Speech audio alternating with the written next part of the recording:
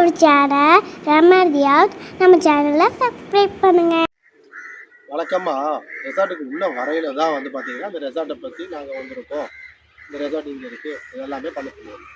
நேற்று மதியமே இங்கே வந்ததுனால அந்த மாதிரி பண்ண முடியும். ஸோ இன்னைக்கு காலையிலே வந்து பண்ணலான்னு சொல்லி இந்த டிரைவரை எழுப்பி பார்த்தா அவர் எனக்கு முன்னாடி 6 மணிக்கு எந்திரிச்சு என் தம்பியை கூட்டிகிட்டு போயிட்டார். அங்கே கூட இருந்தது இன்னொருத்தன். அவனையாவது போனால் மொபைல் எடுத்துகிட்டு போய் ஒரு வீடியோ எடுக்கலான்னு போனால் அவன் நைட்டு குளிக்க வேலை பார்த்து போட்டு என்னாலலாம் முடியாது, டயர்டாக இருக்குது, நீ வேணா போய் எடுப்பு. எப்படி நானே செல்ஃபி ஸ்டிக்கை வச்சுட்டு மக்களே வாங்க வாங்க நான் காமிக்க முடியும்?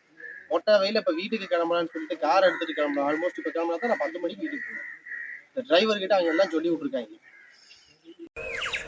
எந்த ஒரு விஷயத்தையும் பிளான் பண்ணாம பண்ணா இப்படித்தான்.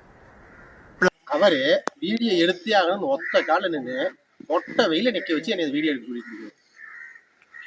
ஆல்ரெடி செம்ம பசி. இந்த பசி நேரத்துல என்ன பேசுறதுன்னு தெரியல, வாய் உளருது.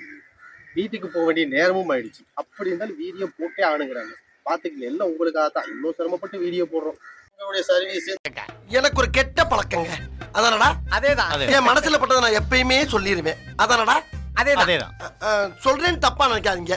அந்த வீடியோல உங்களுக்கு பிடிச்சிருந்துச்சுன்னா லைக் பண்ணுங்க, கமெண்ட்ல ஏதாவது குறை நிறை இருந்தாலும் சொல்லுங்க, திருத்திக்கிறோம். அப்படியே கொஞ்சம் சப்ஸ்கிரைப் பண்ணிருங்க.